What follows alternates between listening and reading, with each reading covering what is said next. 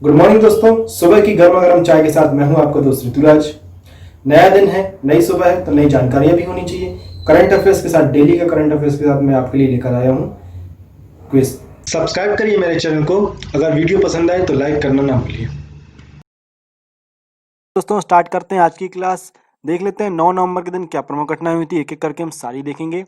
9 नवंबर के दिन सन 1270 में महान संत नामदेव जी का जन्म हुआ था।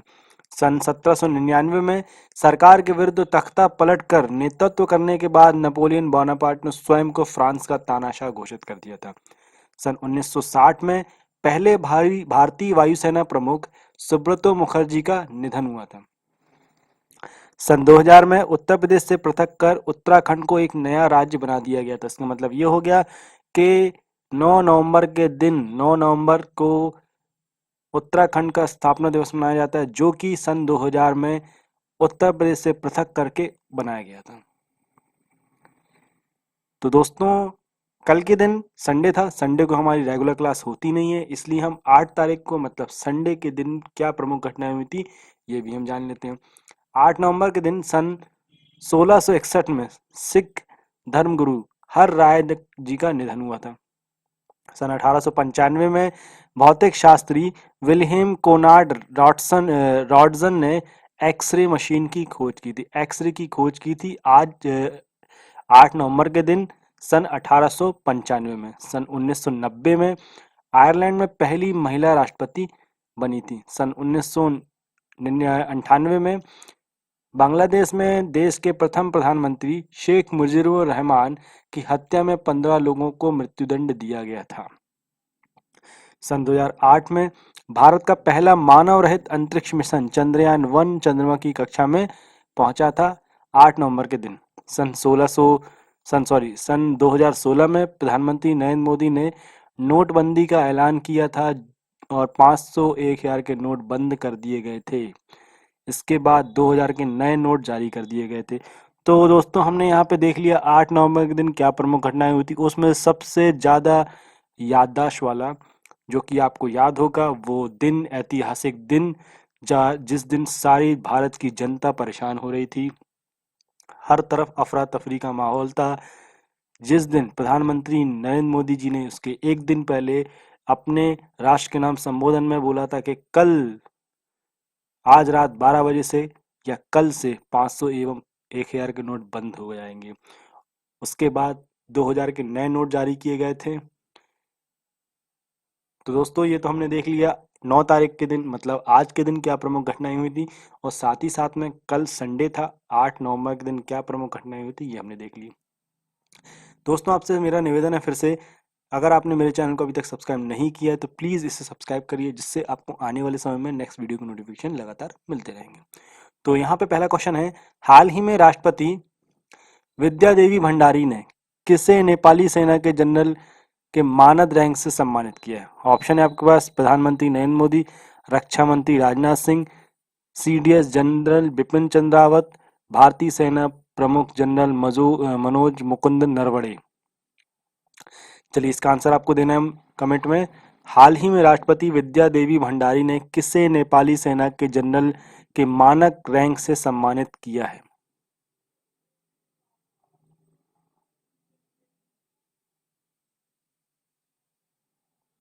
दोस्तों आपसे मेरा निवेदन है, अगर आपने अभी तक मेरा चैनल सब्सक्राइब नहीं किया है तो प्लीज़ इसे सब्सक्राइब करिए और साथ ही साथ में बेल आइकन को क्लिक करिए, जिससे आपको आने वाले समय में नेक्स्ट वीडियो की नोटिफिकेशन लगातार आपको मिलते रहेंगे।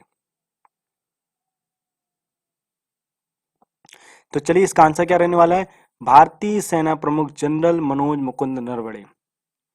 भारतीय सेना प्रमुख जनरल मनोज मुकुंद नरवणे को 5 नवंबर सन 2020 को नेपाल में एक विशेष समारोह में नेपाल की राष्ट्रपति विद्या देवी भंडारी द्वारा नेपाल सेना के जनरल रैंक के मानद उपाधि से सम्मानित किया गया है। इससे भारत और नेपाल के बीच मजबूत संबंधों के बारे में पता चलने की बात सामने आई है। साथ ही साथ इन दोनों देशों की सेनाओं के बीच भी मधुर संबंध होने की जानकारी मिलती है।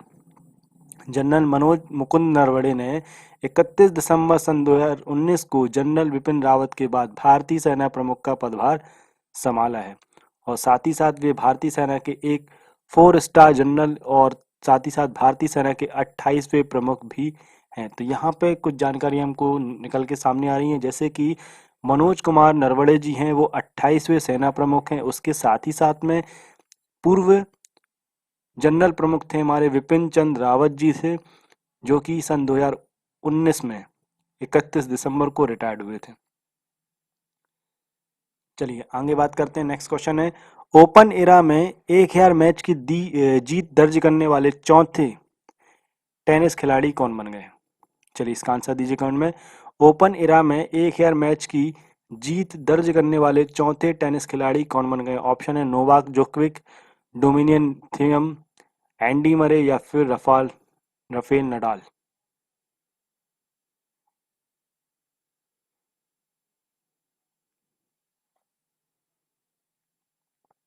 चलिए इसका आंसर है राफेल नडाल। राफेल नडाल ने 4 नवंबर सन 2020 को फेलिसियानो लोपेस को हराकर अपना 1000वां टूर स्टार का मैच जीत लिया और वे रोलेक्स पेरिस मास्टर्स के तीसरे दौर में पहुंच गए हैं। इसके साथ ही स्पेन के वे पेशेवर टेनिस खिलाड़ी ओपन एरा में 1000 मैच जीतने वाले चौथे खिलाड़ी बन गए हैं। इन्होंने अब तक 20 ग्रैंड स्लैम एकल खिताब जीते। ये टेनिस के अलावा फुटबॉल के खेल में भी गहरी रुचि रखते हैं। इनका जन्म 3 जून सन 1986 को स्पेन में हुआ था। राफेल नडाल ने अपना पहला ग्रैंड स्लैम एकल खिताब जो था सन 2005 में जीता था। चलिए नेक्स्ट क्वेश्चन है, निम्न में से कौन सा राज्य या फिर केंद्र शासित प्रदेश राजस्थान के बाद पटाखों की बिक्री पर प्रतिबंध लगाने वाला दूसरा राज्य बन गया है? चलिए इसका आंसर आप मुझे कमेंट में दीजिए। निम्न में से कौन सा राज्य जो है वो राजस्थान के बाद प्रतिबंध लगाने वाला दूसरा राज्य बन गया है?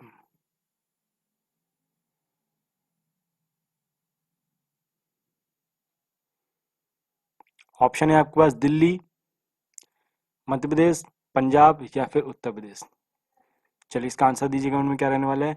निम्न में से कौन सा राज्य जो है वो केंद्र शासित प्रदेश जो है वो राजस्थान के बाद पटाखों की बिक्री पर प्रतिबंध लगाने वाला दूसरा राज्य बन गया है?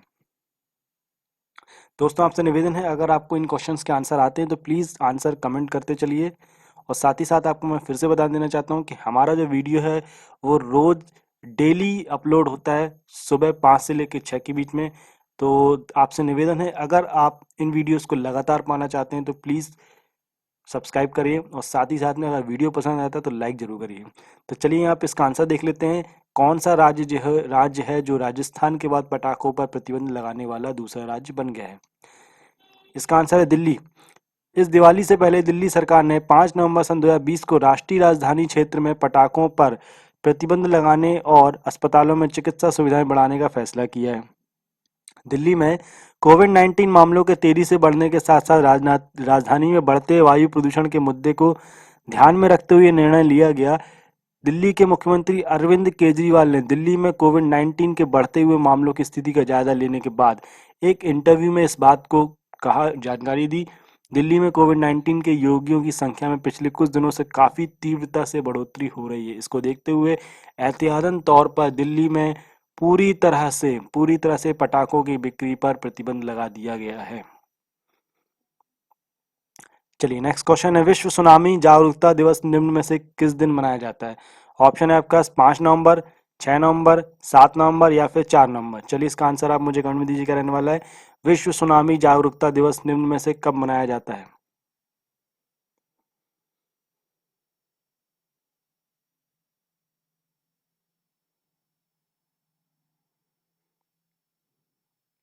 चलिए इसका आंसर है 5 नवंबर। प्रत्येक वर्ष 5 नवंबर को विश्व सुनामी दिवस मनाया जाता है।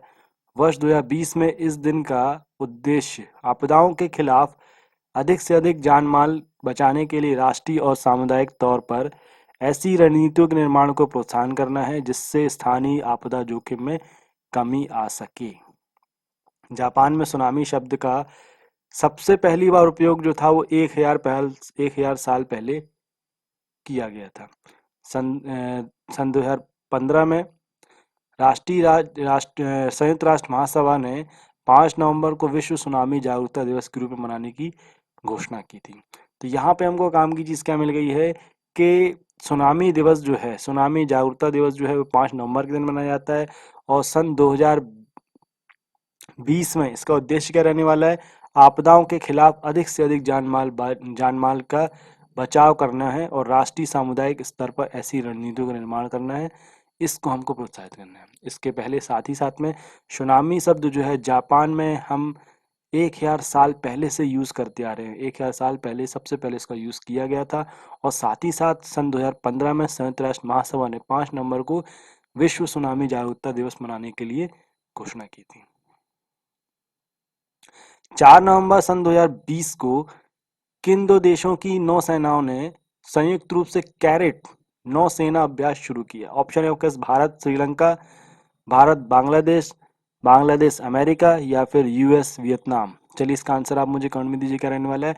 4 नवंबर सन 2000 को निम्न में से 2020 को निम्न में से किन दो देशों ने संयुक्त रूप से कैरेट नौसेना अभ्यास को शुरू किया है?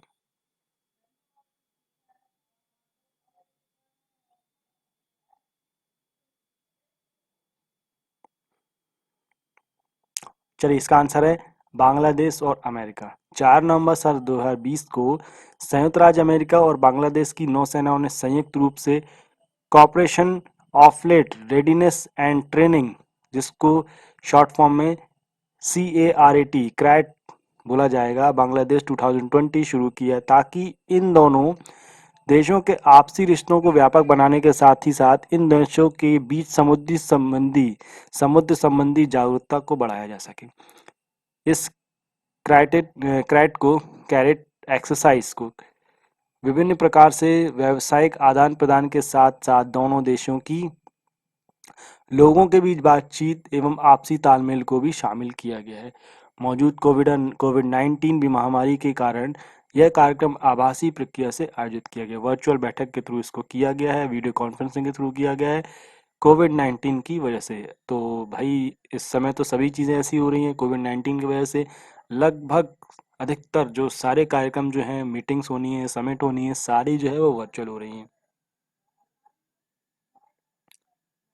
चलिए आगे बात करेंगे, कौन सा राज्य जीएसटी क्षतिपूर्ति की कमी को पूरा करने के लिए 1.1 लाख करोड़ रुपए उधार लेने के लिए असंतुष्ट राज्यों केंद्र शासित प्रदेशों में दूसरे विकल्प बन गया है? चलिए इसका आप मुझे ऑप्शन दीजिए, इसका आंसर दीजिए। ऑप्शन में दे रहा हूँ आपको। ऑप्शन है केरल, पश्चिम बंगाल, छत्तीसगढ़ या फिर राजस्थान।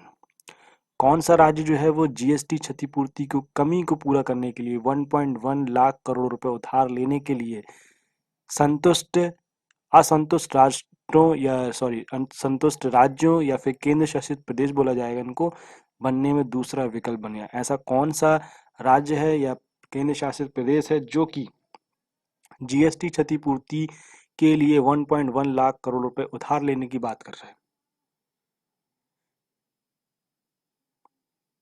चलिए इसका आंसर है राजस्थान। जीएसटी क्षतिपूर्ति की कमी को पूरा करने के लिए केंद्र सरकार द्वारा प्रस्तुत 1.1 लाख करोड़ रुपए उधार विकल्प लेने के लिए राजस्थान राज्य जो है वो असंतुष्ट राज्यों की श्रेणी में शामिल हुआ है। इसमें पांडिचेरी के बाद देश का ये दूसरा राज्य बन गया। सबसे पहले कौन है? पांडिचेरी है, उसके बाद पांडिचेरी 1 नंबर पे है, दूसरे नंबर पे हमारा कौन है? राजस्थान। वित्त मंत्रालय ने एक बयान में कहा कि राजस्थान का विशेष उधार विंडो के माध्यम से 4,604 करोड़ रुपए दिए जाएंगे और राज्य के सकल घरेलू उत्पाद का 0.5% लाभ उठाने की छूट के तहत एक अन्य उधार के माध्यम से राजस्थान का अतिरिक्त 5,462 करोड़ रुपए जुटाने की अनुमति होगी। चलिए आगे बात करेंगे, किस राज्य ने आशा कार्यकर्ताओं के लिए 57 करोड़ रुपए के पैकेज की घोषणा की है? ऑप्शन है आपके पास मध्य प्रदेश, महाराष्ट्र, तेलंगाना या फिर उड़ीसा। चलिए इसका आंसर आप मुझे कमेंट में दीजिए क्या रहने वाला है। किस राज्य ने आशा कार्यकर्ताओं के लिए 57 करोड़ रुपए का पैकेज की घोषणा की है?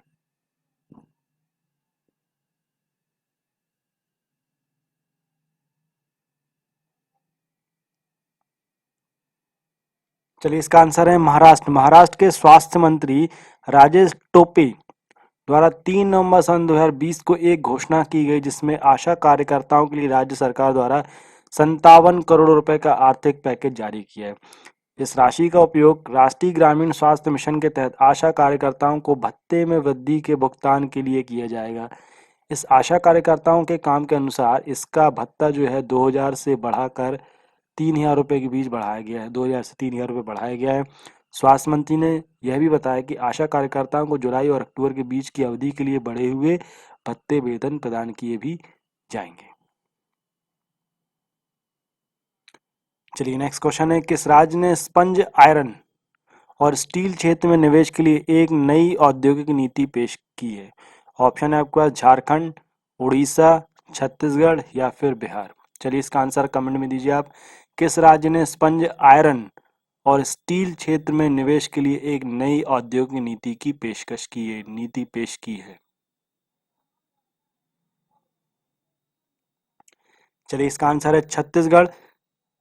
भारत के राज्य छत्तीसगढ़ की सरकार ने स्पंज आयरन और स्टील के क्षेत्र में अल्ट्रा मेगा परियोजनाओं में निवेश करने के लिए एक विशेष प्रोत्साहन पैकेज प्रदान करने के लिए नई औद्योगिक नीति पेश की है। छत्तीसगढ़ सरकार ने एक विशेष आधिकारिक बयान के अनुसार स्पंज आयरन और स्टील सेक्टर के उद्योगों के लिए क्षेत्रवार सब्सिडी सीमा 60% से बढ़ाकर 150% तक कर दी गई, 150% तक बढ़ा दी है कर दी गई है। और इस पहल के तहत अधिकतम 500 करोड़ रुपए का निवेश प्रोत्साहन केवल बस्तर के लिए लगभग 1000 करोड़ रुपए मान्य होगा। इसका परियोजना का लाभ उठाने के लिए संबद्ध इकाइयों को 31 अक्टूबर सन 2024 तक उत्पादन शुरू करना होगा। तो यहाँ पे हमको क्या काम की चीज़ मिल गई है कि छत्तीसगढ़ सरकार ने यहाँ पर आयरन, स्पंज और स्टील के क्षेत्र के लिए नई नीति का किया है।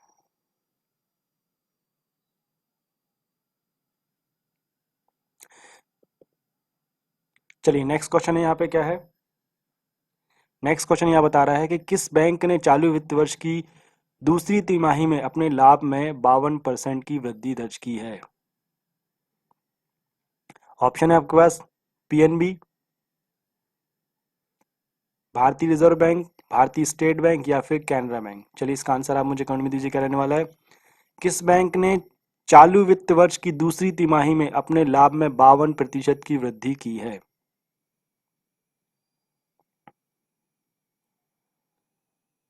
चलिए इसका आंसर है भारतीय स्टेट बैंक। वर्ष 2020-21 की जुलाई सितंबर के माह के लिए भारतीय स्टेट बैंक का लाभ कर कटौती के बाद 52% बढ़कर 47,474 करोड़ रुपए हो गया है। एसबीआई समूह की कुल आय समीक्षाधीन तिमाही के दौरान बढ़कर 95,373.50 करोड़ रुपए हो गई है, जो कि एक साल पहले की समान अवधि में 89,347.51 करोड़ रुपए थी। बैंक ने बताया कि 30 सितंबर 2020 तक कुल कर्ज के मुकाबले उसकी सकल गैर निष्पादित परिसंपत्तियां एनपीए जो है वो घटकर 5.28% रह गई है, जो साल के पहले समान अवधि में 7.19% थी। तो यहाँ पर इसका जो एनपीए जो है वो घटकर कम हो गया है। चलिए आगे बात करेंगे। भारत ने खगोल विज्ञान के क्षेत्र में वैज्ञानिक एवं तकनीकी सहयोग विकसित करने के लिए किस राष्ट्र के साथ एक समझौता ज्ञापन पर हस्ताक्षर किए हैं? ऑप्शन है आपका यूनाइटेड किंगडम, इजराइल, फ्रांस या फिर स्पेन। चलिए इसका आंसर आप मुझे कमेंट में दीजिए, क्या रहने वाला है। भारत ने खगोल विज्ञान के क्षेत्र में वैज्ञानिक एवं तकनीकी सहयोग विकसित करने के लिए किस राष्ट्र के साथ एक समझौता ज्ञापन पर हस्ताक्षर किए हैं?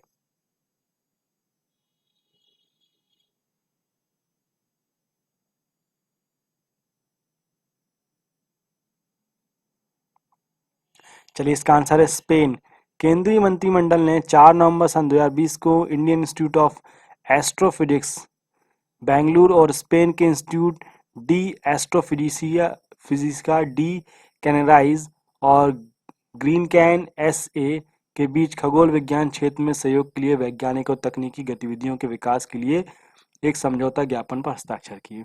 इस समझौता ज्ञापन के अंतर्गत जिन गतिविधियों पर ध्यान दिया जाएगा उनमें नए वैज्ञानिक परिणाम, नई तकनीकी, वैज्ञानिक संवाद एवं प्रशिक्षण के बारे में बात करने की एवं उनकी क्षमता बढ़ाना एवं संयुक्त वैज्ञानिक परियोजनाएं भी शामिल हैं।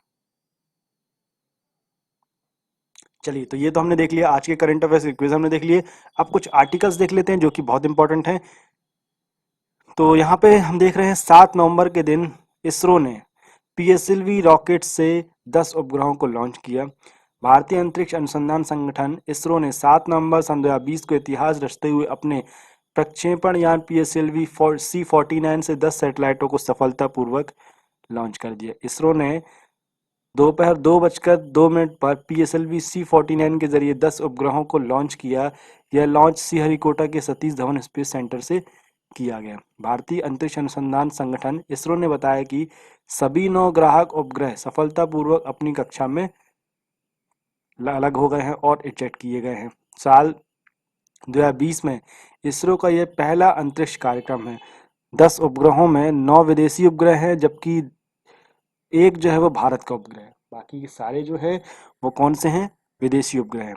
भारत ने एडवांस उपग्रह EOS-01 लॉन्च किया। उपग्रह EOS-01 में बेहद शक्तिशाली रडार है। यह रडार जो है हर मौसम में पृथ्वी पर नजर रखने में सक्षम है। रडार बादलों के बीच भी साफ तस्वीर लेने में सक्षम है। साथ ही खेती, भूगर्भस्थ तटों की निगरानी में मददगार होगा। यह सैटेलाइट दिन के अलावा रात में भी तस्वीरें खींचने में सक्षम है। इसमें सिंथेटिक एपर्चर रडार लगा हुआ है, इससे किसी भी मौसम में पृथ्वी पर नजर रखी जा सकती है। चलिए आगे बात करी जाएगी। नेक्स्ट है, भारत सरकार ने टेलीविजन रेटिंग एजेंसियों के दिशा निर्देशों की समीक्षा के लिए गठित की है एक समीक्षा बैठक समिति की गठन किया है। केंद्रीय सूचना एवं प्रसारण मंत्रालय भारत सरकार ने भारत में टेलीविजन रेटिंग एजेंसियों के लिए लागू दिशा निर्देशों की समीक्षा करने के लिए एक समिति का गठन किया है। इस समिति की अध्यक्षता प्रसार भारती के CEO शशि शेखर वेम्पति करेंगे। यह समिति मौजूदा टेलीविजन रेटिंग दिशा निर्देशों की पुनः समीक्षा करेगी ताकि उन्हें और अधिक विश्वसनीय एवं पारदर्शी बनाने के लिए विभिन्न प्रक्रियाओं को मजबूत बना सके। शशि थरूर के नेतृत्व में सूचना प्रौद्योगिकी के संसदीय पैनल ने पिछले महीने सर्वसम्मति से सहमति व्यक्त की थी कि टेलीविजन रेटिंग पॉइंट TRP जिसको बोला जाता है के माध्यम से दर्शकों के अनुमानों को मापने की वर्तमान प्रणाली त्रुटिपूर्ण है और इसकी तकनीक अब पुरानी हो चुकी है। अब उसको बढ़ाना चाहिए, कुछ उसमें चेंजेस करने चाहिए। इसको देखते हुए यहाँ पे इसकी समीक्षा करने के लिए गठित समिति का गठन किया गया। इस समिति की संरचना देख लेते हैं। इसके जो अध्यक्ष होंगे वो कौन होंगे? शशि शेखर वेम्पति जी होंगे, जो कि CEO हैं प्रसार भारती के। समिति के सदस्य कौन कौन रहने वाले हैं? डॉक्टर शलभ IIT कानपुर में गणित एवं सांख्यिकी विज्ञान में सांख्यिकी प्रोफेसर हैं। डॉक्टर राजकुमार उपाध्याय C में कार्यकारी निदेशक हैं।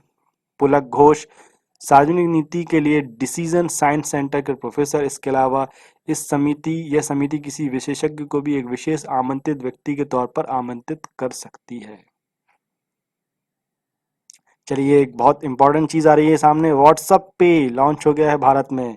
व्हाट्सएप ने 6 नवंबर सन 2020 को कहा कि उसने national payment corporation of India NPCI से अनुमति पाने के बाद भारत में अपनी भुगतान सेवाओं की शुरुआत कर दी है। NPCI के मुताबिक व्हाट्सएप अपने UPI यूजर बेस को चरणबद्ध तरीके से बढ़ा सकता है। भारत में फिलहाल 40 करोड़ व्हाट्सएप यूजर हैं, जिनमें से चुनिंदा 2 करोड़ लोगों के लिए व्हाट्सएप पेमेंट ऑप्शन मौजूद होगा। तो यहाँ पर बहुत ही लिमिटेड एडिशन लेकर आने वाली है व्हाट्सएप। लगभग 40,000 व्हाट्सएप यूजर हैं, उनमें से सिर्फ जो है 2 करोड़ लोग ही अभी व्हाट्सएप पेमेंट ऑप्शन का यूज कर पाएंगे। मौजूदा समय में पेटीएम, गूगल पे, फोन पे डिजिटल भुगतान के बाजार में बड़े खिलाड़ी, बड़े प्लेटफॉर्म है ऑलरेडी। अभी यहाँ पे व्हाट्सएप पे भारत में 2 साल से बीटा टेस्टिंग चला रही है। चलिए आगे बात करेंगे व्हाट्सएप पे एक्चुअल में है क्या। व्हाट्सएप पे सर्विस भारत में पिछले 2 सालों से बीटा टेस्टिंग पर चल रही है। हालांकि इसमें आ रही कुछ दिक्कतों के कारण इसे आधिकारिक तौर पर लॉन्च नहीं किया गया था, लेकिन अब NPCI से मिली मंजूरी के बाद इसे भारतीय यूजर्स के लिए उपलब्ध करा दिया गया है। व्हाट्सएप पे एक UPI बेस्ड सर्विस है और इसकी मदद से यूजर चैटिंग बॉक्स में फोटो की तरह पैसे भी भेज सकते हैं। भारत की 10 स्थानीय भाषाओं में ये उपलब्ध रहेगा और एक दिन में 1 लाख रुपए तक का ट्रांसफर की इसकी लिमिट रखी गई है। व्हाट्सएप ने पेमेंट सर्विस के लिए ICICI bank, HDFC bank, axis bank, state bank of India और जियो पेमेंट बैंक के साथ साझेदारी की है। हालांकि यदि इन बैंक में आपका खाता नहीं भी है तो भी कोई दिक्कत वाली बात नहीं है, तब भी आप व्हाट्सएप पेमेंट का यूज़ कर सकते हैं। गूगल पे, फ़ोन पे की तरह व्हाट्सएप पे में भी एक यूपीआई पिन होने की ज़रूरत होगी ताकि आप अपना पेमेंट जो है वो सुरक्षित कर सकें। हमारा क्या आज का करंट अफेयर्स। नेक्स्ट क्लास में हम पढ़ेंगे, कल की क्लास में मैं डेली आपके लिए लेके आने वाला हूँ, डेली हमारी क्लास रहने वाली है। कल हम फिर पढ़ेंगे कल का करंट अफेयर्स और सारी चीज़ों को जानेंगे।